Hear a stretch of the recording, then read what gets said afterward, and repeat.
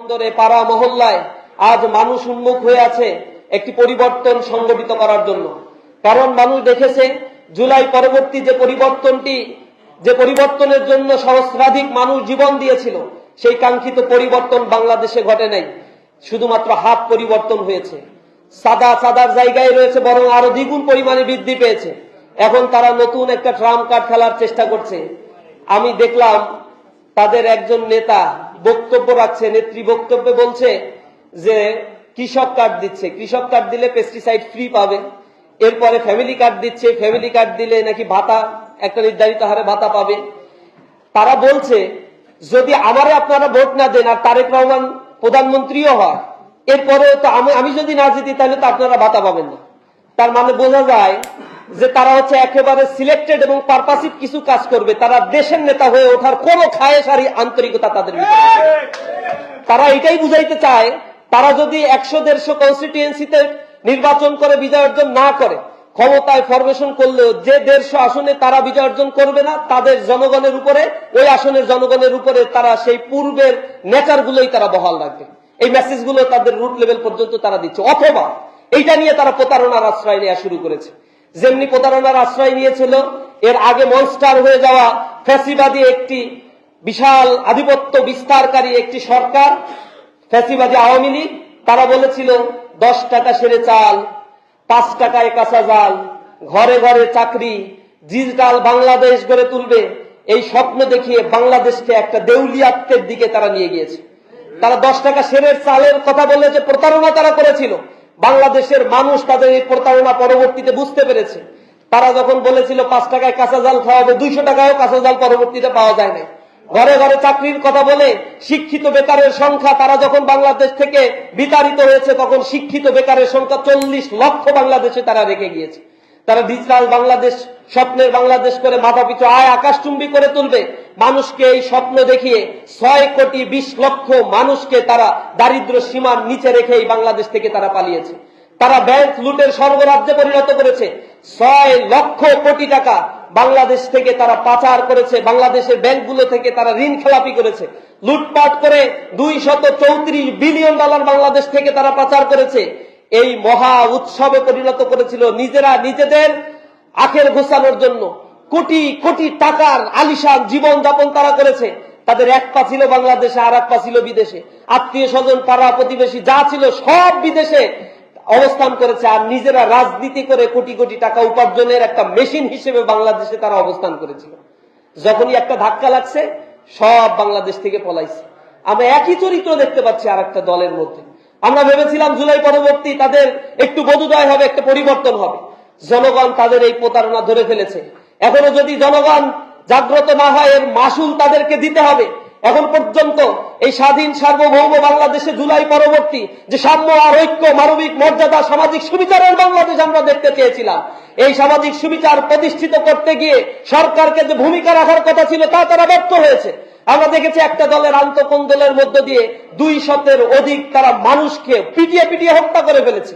সেগুলোর বিচার হয় না। বিচার বহির্ভূত এই হত্যাকাণ্ডের কারণে আজকে বাংলাদেশের আনাচে কানাচে মানুষ বড় অস্বস্তির মধ্যে আছে। চাঁদাবাজির এক মহা উৎসবে পরিণত করেছে বাংলাদেশকে। এই জায়গা থেকে পরিবর্তন এখন অবশ্যম্ভাবী। এজন্য বাংলাদেশে জুলাইয়ের পরবর্তী আমরা বলেছিলাম জুলাই চার্টারের আইনি ভিত্তি দিতে হবে। আমরা গণভোটের কথা বলেছিলাম, দ্রুত গণভোট দিতে হবে জাতীয় নির্বাচনের আগে।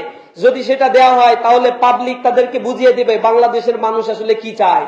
যারা এই সন্ত্রাস, অন্যায়, অপকর্মের মধ্যে লিপ্ত রয়েছে তাদেরকে মানুষ লাল কার্ড দেখিয়ে দিবে। কিন্তু তারা তাতে রাজি না। কারণ রাজি না, এটা একমাত্র কারণ হচ্ছে গণভোট আর যদি জাতীয় নির্বাচন একদিনে হয়, কারচুপি, সন্ত্রাসী কর্মকাণ্ড সব একদিনেই তারা করতে পারবে। এজন্য তারা এটাকে চায় নাই, ডিনাই করছে। আমরা বলেছিলাম উপজেলা পর্যায় পর্যন্ত নির্বাচন দিয়ে বাংলাদেশের নির্বাচন কমিশনকে পরীক্ষার মুখোমুখি হতে হবে যে আসলেই তারা সুষ্ঠু নির্বাচন করতে সক্ষম। তাতেও তারা সেই চ্যালেঞ্জ গ্রহণ করতে পারে নাই, কারণ একটা দলকে সন্তুষ্ট করা ছাড়া আর কোনো চিন্তা ভাবনা তাদের মধ্যে নাই। দেশে আসছে চারিদিক থেকে প্রোটোকল, হাইরে প্রোটোকল, এগুলো প্রধানমন্ত্রীরাও এই প্রোটোকল পায় না। সেনাবাহিনী নেমে গিয়ে 4000 সেনাবাহিনী একটা দলের প্রধানকে প্রোটোকল দেয়া লাগছে। নিজ দেশের ভিতরে সে জনগণের সাথে সাক্ষাৎ করতে পারছে না, এত প্রোটোকল তাকে দিয়ে রাখতে হয়। কিসের এত ভয়? সে বলে দেশে আসা আমার উপরে নির্ভর করে না, তাহলে কার উপরে নির্ভর করে? তার দেশে আসা তো কোনো রাজনৈতিক দলের উপরে নির্ভর করে না, ইন্টারিম গভর্নমেন্টকে তো থোড়া কেয়ার করে। তাহলে তার দেশে আসা নির্ভর করছে কাদের উপরে, আর কাদের সাথেই বা মাসোয়ারা করে আবার সে দেশে আসছে? এগুলো মানুষ এখন প্রশ্ন করছে, জনমনে উদ্বেগের সৃষ্টি হয়েছে। এরকম রাজনীতিকবিদদের দিয়ে, এইরকম রাজনৈতিক দল দিয়ে কিভাবে নিরাপত্তা নিশ্চিত করা সম্ভব এই দেশের? আমরা উদ্বিগ্ন। মানুষ এখন উন্মুখ হয়ে আছে একটা বড় পরিবর্তনের জন্য। হ্যাঁ ভোটের পক্ষে ক্যাম্পেইন করার ক্ষেত্রে তারা আবার বাধা সৃষ্টি করতে চায়। আমরা বলছি, জুলাইকে আইনি ভিত্তি দিতে হলে হ্যাঁ ভোটের পক্ষে জনমত তৈরি করতে হবে। হ্যাঁ ভোট যদি হয়, তাহলে আবার একটা দৈত্য দানব বাংলাদেশে তৈরি হবে না, সংবিধান সংস্কার হবে, সংবিধান কাটাছেড়া করতে গিয়ে আবার গণভোটের প্রয়োজন হবে। সুতরাং ইচ্ছা মতো কেউ সংবিধান কাটাছেড়া করতে পারবে না। নির্বাচন কমিশন স্বচ্ছ হবে। আর একটা দল ক্ষমতা থেকে চলে গেলে এরপরে তত্ত্বাবধায়ক সরকার ব্যবস্থা পুনর্বহালে গণভোটের মাধ্যমেই হবে, এবং তত্ত্বাবধায়ক সরকারের অধীনে যে নির্বাচন সামনে হবে, এই তত্ত্বাবধায়ক সরকারে গঠিত হবে সরকারি দল, বিরোধী দল এবং অন্যান্য রাজনৈতিক শক্তিগুলো একটা ঐক্যবদ্ধ প্রয়াসের মধ্য দিয়ে তত্ত্বাবধায়ক সরকার গঠিত হবে।